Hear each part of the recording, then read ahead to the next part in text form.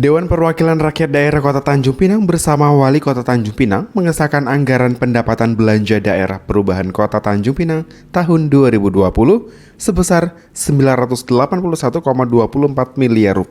Anggaran APBD perubahan ini mengalami kenaikan dari usulan awal yang sebelumnya berjumlah Rp963 miliar, mengalami kenaikan sebesar Rp17 miliar menjadi Rp981 miliar. Kenaikan ini disebabkan dari dana bagi hasil yaitu kurang bayar sebesar Rp8 miliar dari keputusan gubernur terkait bagi hasil pajak kendaraan bermotor sebesar Rp4,8 miliar.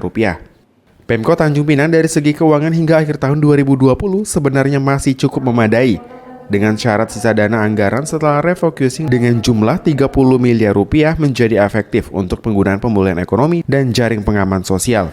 Naiknya di mana? 8 miliar dari kurang bayar yang saya bilang tadi. Kurang bayar berdasarkan peraturan Menteri Keuangan tentang dana bagi hasil. Itu ada 8,8 miliar. Kemudian dari keputusan gubernur terkait penghitungan alokasi bagi hasil penerimaan pajak kendaraan bermotor, bea balik nama kendaraan bermotor, pajak bahan bakar kendaraan bermotor, pajak air permukaan, dan pajak rokok. Jadi itu kita masih ada anggaran sekitar 4,8 miliar. Dan terakhir ada juga dari naskah perjanjian hibah daerah, bantuan dari provinsi 1,6 miliar, dan terakhir kenaikan dari potensi penerimaan pajak daerah 2 miliar. Sementara itu, Wali Kota Tanjung Pinang Rahma mengatakan, pengesahan APBD perubahan telah selesai dilakukan, namun masih ada satu tahap lagi yang diharapkan dapat segera disahkan yaitu nota keuangan.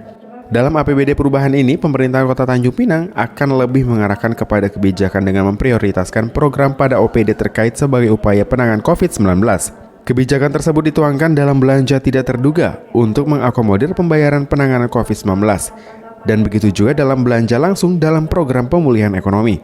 Masyarakat, prioritas penyediaan sarana dan prasarana di bidang kesehatan untuk peningkatan kualitas dan kapasitas pelayanan kesehatan dan pendidikan untuk percepatan penanganan COVID-19. Rahma berharap dengan pengesahan nota kesepakatan KUA APBD perubahan ini dapat membawa kemajuan dan kesejahteraan masyarakat Kota Tanjung Pinang.